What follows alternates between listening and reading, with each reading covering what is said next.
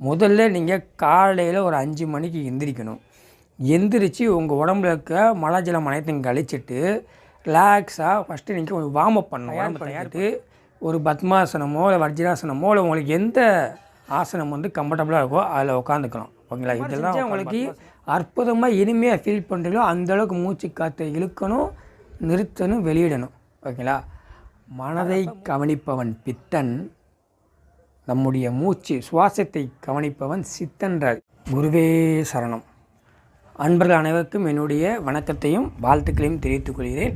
So இன்றைக்கி நம்ம பார்க்கக்கூடிய தலைப்பு என்ன அப்படின்னா, மூச்சு பயிற்சினா என்ன, அதை எப்படி பண்ணணும், பிராணாயாமம் சொல்கிறாங்களே அது எந்த முறையில் பண்ணணும் அப்படின்றத பற்றி தான் பார்க்க போகிறோம்.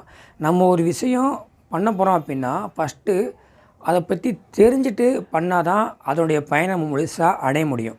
நிறைய பேர் யோகா கற்றுக்க போகிறேன் அப்படின்னு சொல்லி டைரெக்டாக போயிட்டு பிராணாயாமம் மூச்சு பயிற்சி அப்படின்னு உட்காந்து பண்ணிடுறாங்க. அந்த பிராணாயாமம் அப்படின்னா அதன் பொருளே என்னன்னு தெரியல நிறைய பேர்த்துக்கு. ஓகேங்களா? ஸோ அதான் நம்ம என்ன பண்ண போனால் டீட்டெயிலாக பார்க்க போகிறோம். அதுக்கு முன்னாடி நீங்கள் ஒரு யோகா கற்றுக்க போகிறீங்க, யோகா சம்மந்தமாக வந்து நம்ம வந்து அந்த 7 சக்கரங்களை பற்றி அறிஞ்சிக்கணும், மூச்சு பயிற்சி, நம்ம வந்து இந்த பிரபஞ்சத்தோடு கனெக்ட் ஆகணும், நம்முடைய மனநிலையை வந்து ஒருநிலைப்படுத்தணும், இப்போ நிறையா வழிமுறைகள் இருக்குதுல்ல. ஓகேங்களா? ஸோ இதை பண்ண போகிறோம் அப்படின்னா ஃபஸ்ட்டு எப்படி பண்ணணும் அப்படின்னா மெடிடேஷன் சொல்கிறாங்க, நிறையா பேரில் அழைக்கிறாங்க. ஸோ ஃபஸ்ட்டு வந்து இதனுடைய ஆரம்ப நிலை என்ன, ஸோ இது எந்த நிலைக்கு போனால் அதை கற்றுக்க முடியும் அப்படின்றத பற்றி தான் நம்ம பார்க்க போகிறோம். அதுக்கு முன்னாடி நம்ம இது சம்மந்தமாக இந்த சொன்னோம் பார்த்தீங்களா, இது அனைத்தும் புரிந்து கொள்ளக்கூடிய ஒரு கதை. அந்த கதையை நீங்கள் தெரிஞ்சிட்டிங்கனாவே உங்களுக்கு எளிமையாக புரிஞ்சிடும் நம்ம என்ன சொல்ல வரோன்றதை. அதை பார்த்துட்டு அதுக்கப்புறம் நம்ம அந்த மூச்சு பயிற்சின்னு ஆரம்ப நிலைக்கு போவோம். ஓகேங்களா? ஓகே. ஒரு தொழிலாளி பார்த்திங்கன்னா வந்து வேலை செஞ்சுக்கிட்டே இருக்கான். ஸோ அவனால் வேலை செஞ்சு முடிக்கவே முடியல. ஒரு நாள் போய் கடவுள்கிட்ட போய் வரம் கேட்குறான், வேலை எனக்கு அதிகமாக இருந்துக்கிட்டே இருக்குது, என்னால் வேலை செய்யவே முடியல, அதற்கு ஏதாவது ஒரு வரம் கொடுங்க அப்படின்னு. கடவுள் என்ன பண்ணுறாரு, அப்படியாச்சு ரைட்டு, உனக்கு வரம் தரேன், உனக்கு ஒரு பூதம் கொடுக்குறேன், அந்த பூதம் வந்து நீ எந்த வேலை சொன்னாலும் செஞ்சிடும், ஆனால் ஒரு சிக்கல் இருக்குது, அந்த பூதத்தை நீ வேலை சொல்லாமல் விட்ட அப்படின்னா அது ஒன்றே சாப்பிட்ரும் அப்படின்னா சரி நான் அதை வச்சு நான் வேலை வாங்கிக்கிறேன் அப்படின்னு கிளம்புறான். போனே என்ன பண்ணுறான், இந்த தொழிலாளி போயிட்டு எந்த வேலை சொன்னால் அந்த பூதம் ஒரு செகண்டில் போய் செஞ்சுட்டு வந்துடுது. இவன் வேலை கொடுத்து பார்க்குறான், இவனுக்கே ஒரு ஸ்டேஜுக்கு வரும் பயம் வந்துடுது. என்னடா நம்ம வேலை அடுத்து என்ன சொல்கிறேனே தெரியல, ஒவ்வொரு வேலையும் ஒரு செகண்டில் முடிச்சுட்டு வந்துடுது, இந்த பூதம் வேலை கொடுக்கான்னு நம்மளை சாப்பிட்டுன்னு ஆல்ரெடி கடவுள் கொடுத்துருக்காரு சொல்லியிருக்காரு அப்படின்னு பயம் வந்து என்ன பண்ணால் திரும்பி கடவுள்கிட்ட போகிறான். கடவுள்கிட்ட போனால் கடவுள் என்ன சொல்கிறாரு, நீங்கள் கொடுத்த மாதிரி கடவுளே நான் அந்த பூதத்துக்கு வேலை கொடுத்தேன், ஆனால் அது வேலை வேகமாக செஞ்சுட்டு வந்துடுது, எனக்கு பயமாக இருக்கு, என்னை சாப்பிட்ருமோ அப்படின்னு சொல்கிறான். உனக்கு கடவுள் சொல்கிறாரு, ரைட்டு அப்போ நான் ஒரு ஐடியா கொடுக்குறேன், அதை நீ ஃபாலோ பண்ணிக்க அப்படின்னு. சொல்லுங்கள் கடவுளே அப்படின்னோடனே கடவுள் என்ன சொல்கிறார் அப்படின்னா, நீ வேலை இருக்க டைமில் உனக்கு என்ன வேலை தேவைப்படுதோ அப்போலாம் அந்த பூதத்தை வேலையை சொல்லு, வேலை இல்லாத டைமில் வந்து ஒரு சறுக்கு மரத்தில் மேலே கீழே போயிட்டு வர சொல்லு அப்படின்னு சொல்கிறாரு. அதே மாதிரி இவன் என்ன பண்ணால் வேலை அவனுக்கு தேவைப்படும் போது அந்த பூதத்தை யூஸ் பண்ணிக்கிறான், தேவையில்லாத போது சறுக்கு மரத்தை மேலே கீழே இறங்க சொல்லிடுறான். அது அதுக்கு மேலே கீழே இறங்கிட்டே இருக்கும். அப்போ திரும்பி வேலை சொல்லும்போது அந்த வேலை செஞ்சு திரும்பி சறுக்கு மரத்தை மேலே ஏறி இறங்கு அப்படின்னு சொல்லி செஞ்சுட்டே இருக்குது. ஸோ இதே மாதிரி தான் நம்முடைய மனதை வந்து நம்ம தேவையான சிந்தனைக்கு மட்டும்தான் நம்ம மனதை வந்து பயன்படுத்தணும். தேவையில்லாத சிந்தனை போது இந்த சறுக்கு மரத்தில் எப்படி வந்து பூதம் மேலே கீழே இறங்குதோ அது மாதிரி நம்முடைய மூச்சு காற்றை கவனிக்கணும். ஸோ இந்த மாதிரி நீங்கள் செஞ்சீங்க அப்படின்னா எப்படி அந்த தொழிலாளி அந்த பூதத்தை வந்து லாபகரமாக பயன்படுத்தி பெரிய பயனை அடைந்தானோ அதேபோல் நீங்கள் உங்கள் மனதை சரியான பாதையில் கொண்டு சென்று நல்ல விஷயத்துக்காகவும் நல்ல எண்ணத்துக்காகவும் உங்களுடைய உணர்வுகளையும் சிந்தனையும் செலவழித்து தேவையில்லாத கெட்ட விஷயத்தையும் நெகட்டிவ் வைப்ரேஷன் தவிர்க்கிறதுக்கு நீங்கள் இந்த மாதிரி விஷயத்த பண்ணணும். அதை எப்படி பண்ணுறது, நம்ம வந்து மனசை எப்படி ஒருநிலைப்படுத்துறது அப்படின்னா ஃபஸ்ட்டு முதல்நிலை எடுத்துனே மூச்சு பயிற்சிக்கு போகக்கூடாது. முதல்ல நீங்கள் காலையில் ஒரு 5 மணிக்கு எந்திரிக்கணும். எந்திரிச்சு உங்கள் உடம்புல இருக்க மலஜலம் அனைத்தையும் கழிச்சிட்டு ரிலாக்ஸாக ஃபஸ்ட்டு நீங்கள் கொஞ்சம் வார்ம் அப் பண்ணணும், உடம்பை தயார்படுத்திட்டு ஒரு பத்மாசனமோ இல்லை வஜ்ராசனமோ இல்லை உங்களுக்கு எந்த ஆசனம் வந்து கம்ஃபர்டபுளாக இருக்கோ அதில் உட்காந்துக்கலாம். ஓகேங்களா? இதெல்லாம் பத்மாசனம் உட்காரணும் கிடையாது. உட்காந்துட்டு ஃபஸ்ட்டு உங்கள் மனதை கவனிங்க. மனசை காலையில் வச்சு கவனிச்சிங்கன்னா ஏதாவது அவங்கள்ட்ட பேசிக்கிட்டே இருக்கும், அதை கவனிங்க, என்ன தான் பேசுதுன்னு கவனிங்க. அந்த மனசு பேசக்குள்ள என்ன அப்படின்னா அதனுடைய ஆசை ஆதங்கத்தை கொட்டிக்கிட்டே இருக்கும். நீங்கள் அதை கவனிச்சிக்கிட்டே இருங்க. இப்படி கவனிச்சிட்டே இருங்க. ஃபஸ்ட்டு ஒரு வாரம் இந்த பயிற்சியை பண்ணிங்கன்னா ஒரு ஸ்டேஜுக்கு நம்ம அந்த மனசு பேசுகிற விஷயம் வந்து கம்மியாயிடும். ஸோ உங்களுக்கே தெரியும், முன்னாடி இருந்த மனநிலைக்கு இப்போ இருந்த மனநிலைக்கு ஒரு வாரத்துக்கு வித்தியாசம் உங்களுக்கு நல்லா தெரியும். அதற்கு பிறகு நம்ம அந்த மூச்சு பயிற்சியை செய்யணும். ஓகேங்களா? ஃபஸ்ட்டு என்ன பண்ணணும் அப்படின்னா, ஃபஸ்ட்டு உட்காந்து நம்ம மூச்சை கவனிக்கணும். எடுத்த உடனே பயிற்சிக்கு போகக்கூடாது. ஏன்னா நமக்கு வந்து 2 நாசி துளை இருக்குது. ஆனால் 2 நாசிலையுமே மூச்சு காற்று வராது. எப்போயாவது 2 மூக்கு துளை வழியாக காற்று வரும். மற்ற டைம் பார்த்திங்கன்னா ஒரு நாசியில் தான் நம்முடைய சுவாசம் நடைபெறும். ஸோ அதை சந்திரகலை சூரியகலைன்னு சொல்லுவாங்க. ஸோ ஃபஸ்ட்டு நீங்கள் என்ன பண்ணுறீங்கன்னா, அடுத்த 7ஆவது நாள் அமைதியாக உட்கார்ந்து உங்கள் மூச்சு காற்று எந்த மூக்கில் போகிறது அப்படின்றத கவனிங்க.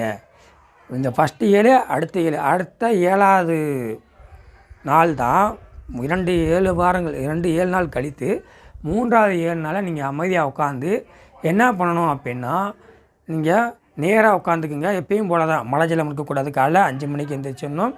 உட்கார்ந்து நீங்கள் எதுவுமே இது பண்ண வேணாம்.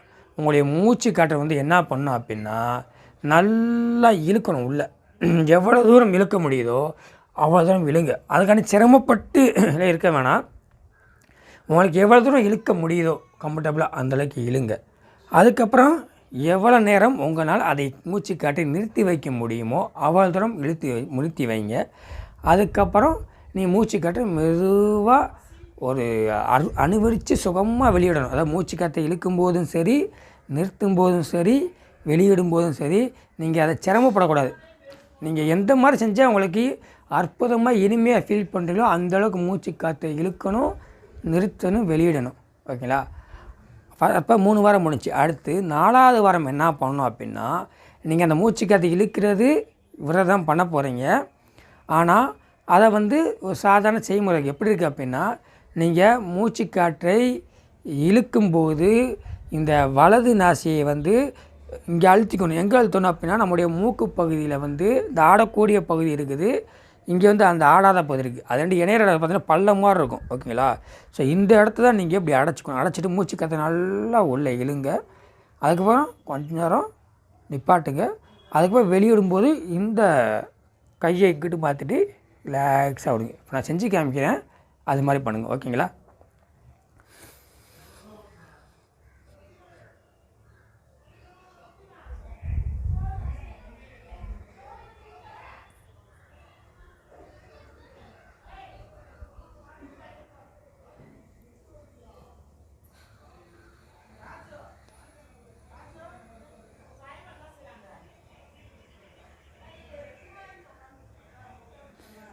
இப்படி தான் பண்ணணும். இதுதான் பிரணயாமம்னு சொல்லுவாங்க. அதாவது பிரணயாமம்னா பொருள் தெரியல. ஆக்சுவலாக யாமம்னு என்ன சொல்லுவோம்? யாகம் பண்ணுறது. நம்ம ஒரு வேலி அணைத்தி நம்ம என்ன வேண்டுமோ அதுக்கானதை நம்ம யாகம் பண்ணுவோம். அது நிறையா பொருளை போடுவோம். அதே மாதிரி நம்முடைய மூச்சு காற்றை வைத்து நம்முடைய உடம்பை சுத்தப்படுத்துவது, உடம்பை மட்டுமல்ல நம்முடைய மனதையும் உடல் ஆரோக்கியத்தையும் ஒரே நிலையில் ஆரோக்கிய நிலைக்கு, அமைதி நிலைக்கு கொண்டு செல்வதுதான் இந்த பிரணயாமம் பயிற்சின்னு சொல்லுவாங்க. ஓகேங்களா? அதே மாதிரி இதுக்கு வந்து பார்த்திங்கன்னா வழிமுறைகள் இருக்குது எப்படி பண்ணணும் அப்படின்னு. இது 4 வாரம் கடந்துச்சு. அதுக்கு அடுத்த என்ன பண்ணால், ஃபஸ்ட்டு நீங்கள் பண்ணும்போது 8 முறை இதை செஞ்சு பாருங்கள். மூச்சை இழுங்க, நிறுத்துங்க, வெளியிடுங்க 8 முறை. அதுக்கு அடுத்த வாரம் அதை என்ன பண்ணுறீங்க, 16ஆம் மாற்றுங்க. ஓகேங்களா? 16ஆம் மாற்றுங்க. அதுக்கு அடுத்த வாரம் 28ஆம் மாற்றுங்க. அதுக்கு அடுத்த வாரம் 33ஆம் மாற்றுங்க. ஸோ இந்த மாதிரி நீங்கள் உங்களுடைய மூச்சு பயிற்சியை நீங்கள் ஒவ்வொரு படிநிலையாக செஞ்சு வரும்போது நீங்கள் இந்த மூச்சு பயிற்சியினுடைய நன்மையை உணர முடியும். நீங்கள் இந்த பயிற்சி ஆரம்பிக்கிறதுக்கு முன்னாடி உங்கள் மூஞ்சியை ஃபோட்டோ எடுத்து வச்சுக்கோங்க. இந்த பயிற்சியை கிட்டத்தட்ட நீங்கள் 7 கவனிச்சிங்கன்னா 7 வாரம் 7 × 7 49 நாள் கிட்டத்தட்ட 1 மணி நேரம் தாண்டிடும். அப்பொழுது உங்கள் முகத்தை ஃபோட்டோ எடுத்துப்பாங்க. 2க்கும் வித்தியாசம் தெரியும். அப்போ இருந்த முகத்துக்கும் இந்த 49 நாள் இருக்கக்கூடிய புகைப்படத்து முகத்துக்கும் நிறைய வேரியேஷன். இந்த 49 நாள் இருக்கக்கூடிய புகைப்படம் வந்து பார்த்தீங்கன்னா மூஞ்சி தேஜஸ் இருக்கும், ஒரு கவலை இருக்காது, ஒரு நிம்மதி இருக்கும், புத்துணர்ச்சியாக செயல்படுவீங்க. ஒவ்வொரு நாளும் இதை நீங்கள் கண்டினியூவாக செய்யும்போது புத்துணர்ச்சியாக செயல்படுவீங்க. இன்னொன்று மனசு அமைதி நிலைக்கு வந்துடும். இன்னொன்று உங்கள் உடல் ரத்தம்லேருந்து எல்லாமே நல்லா ஃபங்க்ஷன் ஆக ஆரம்பிக்கும். நீங்கள் வந்து ஆரோக்கியமாக ஃபீல் பண்ணுவீங்க. இதை தாண்டி உங்கள் நிலை மனம் அமைதி நிலைக்கு வந்து நீங்கள் அடுத்து இறைவனை அடையக்கூடிய நிலைக்கு உங்களை இழுத்து செல்லும். ஓகேங்களா? ஸோ இதுதான் இந்த பயிற்சியினுடைய நோக்கம், இதனுடைய வழி. இதை தான் சித்தர்கள் சொன்னாங்க. ஸோ இதை வந்து எங்கே பண்ணணும் அப்படின்னா, அதுக்கு அமைதியான ஒரு சூழல் வேணுன்றதுக்கான தான் அந்த காலகட்டத்தில் கோயில்களை கட்டினாங்க. ஸோ கோயில்கள் கட்டினதுக்கு காரணம் முழுக்க முழுக்க தன்னை உணர்வதற்கும் தன் உடல்நிலையும் மனநிலை ஆரோக்கியம் வைப்பதற்காக தான் அந்த இடம். ஸோ அங்கே போனால் அமைதியாக ஃபீல் பண்ணுறதுக்கான மந்திரம் சொல்கிறாங்க. ஓகேங்களா? ஸோ மந்திரம் எதுக்கு சொல்கிறாங்க அப்படின்னா, மந்திரம் சொல்கிறது மூட நம்பிக்கை கிடையாது. அதுலேயும் ஒரு சயின்ஸ் இருக்குது, நல்லா தெரிஞ்சுக்கங்க. அது மந்திரம் சொல்கிறதுனால மட்டும் பயனும் கிடையாது, அதை புரிஞ்சுக்கணும்னு சொல்கிறாங்க. யார்? சிவவாக்கியா சொல்கிறாரு. ஆனால் இருந்தாலும் அது முதல்நிலை கூட வச்சுக்கலாம். நம்ம ஃபஸ்ட்டு மந்திரம் சொல்லும்போது என்னன்னா, நம்ம மனசு ஒருநிலைப்பட்டு மந்திரத்தையே ஜெபிச்சுக்கிட்டே இருப்போம். ஓம் நமச்சிவாயா, ஓம் நமச்சிவாயனும் போது உங்கள் எண்ணம்னா அந்த மந்திரத்திலே இருக்கும். ஸோ அது வந்து என்ன பண்ணணும்னா, ஆரம்ப நிலை அந்த மந்திரத்தை ஜெபிச்சு அதுக்கு அடுத்த நிலைக்கு போகணும். ஸோ அதுதான் வந்து சித்தர்களையும் இறைவனையும் சொன்ன பாதை கண்டுபிடிக்கிறது, இறைவன் கிடைக்கிற வழி. அதுக்காக நீங்கள் வருஷம் ஃபுல்லாக ஒரு மந்திரத்தவே சொல்லிக்கிட்டு இருந்தீங்க அப்படின்னா, அதாவது சிந்தனை மனதை வந்து அலைபய விட்டு நீங்கள் மந்திரத்தை மட்டும் சொன்னாலும் எந்த பிரச்சனையும் இல்லை. உங்கள் மந்திரம் சொல்லும் பொழுது உங்கள் மனநிலை அது சம்பந்தமாக ஒருநிலைப்படுத்த வேண்டும். அதுக்கான தான் மந்திரத்தை கண்டுபிடித்தார்கள். ஓகேங்களா? மந்திரம் சொல்லுவதனால் எந்த ஒரு மாற்றம் ஏற்பட போவதும் கிடையாது. ஆனால் உங்கள் மன ரீதியாக மனம் ஏற்படும். மந்திரம் சொல்ல உங்கள் மனம் ஒருநிலைப்படும்ன்றதுக்கான சொல்லி வச்சாங்க. அதனால் யார் மந்திரம் இறைவனுக்கு ஜெபிச்சாலும் உள்ளாந்து அது ஜெபிங்க, மனசை ஒருநிலைப்படுத்துங்க. இதெல்லாம் எப்போ படுத்துவீங்க அப்படின்னா, எடுத்துக்காட்டுக்கு நம்ம அந்த சொன்ன வழிமுறைகள் இருக்குது பார்த்தீங்கன்னா, அந்த வழிமுறை பின்பற்றினதுக்கப்புறம் நீங்கள் மந்திரம் ஜெபிச்சு பாருங்கள், உங்கள் மனநிலை வேறு மாதிரி இருக்கும். இந்த வழிமுறை பண்ணுறதுக்கு முன்னாடி ஒரு மந்திரம் ஜெபிச்சு பாருங்கள், அதுக்கும் இதுக்கும் மனநிலை நிறைய வித்தியாசம் இருக்கும். ஸோ நீங்கள்லாம் பண்ணும்போது முகம் அப்படியே தேஜஸ் வந்து ஒரு சிரிப்பாக முகமே பார்க்கும்போது கையெழுத்து கும்புற மாதிரி மனநிலை கொண்டு போயிடும் உங்களை. ஓகேங்களா? ஓகே. ஸோ இதுதான் நம்ம அந்த மூச்சு பேச்சுடைய ஆரம்ப நிலை. இன்னும் நம்ம வந்து இந்த நாடி சுற்றி ஸோ இது சம்மந்தப்பட்டியான ஒவ்வொரு விஷயத்தையும் டீட்டெயிலாக பார்ப்போம். ஓகேங்களா? ஓகே. இன்னும் நீங்கள் இந்த ஆன்மீக ரீதியாக மன ரீதியாக தெளிவடைவதற்கு 6வது அறிவுக்கு அப்பால் அப்படின்ற நூலில் நம்மளுடைய சித்தர் மாணிக்கவாசக சுவாமி தெளிவாக எழுதியிருக்காரு. சித்தனை உணர்ந்து எழுதியிருக்காரு. ஆக்சுவலாக வந்து சித்தர் என்ன சொல்கிறார், மாணிக்கவாசக சுவாமி என்ன சொல்கிறாருன்னா, மனதை கவனிப்பவன் பித்தன், நம்முடைய மூச்சு சுவாசத்தை கவனிப்பவன் சித்தன்றார். யாரெல்லாம் நம்முடைய அந்த வாசியை கவனிக்கிறாரோ அவங்க அனைவருமே சித்தன்னு சொல்கிறார். ஓகேங்களா? ஓகே. ஸோ நம்ம அடுத்த வகுப்பில் இன்னும் அடுத்த தலைப்பில் டீட்டெயிலாக பார்ப்போம். ஓகே. நன்றி, வணக்கம்.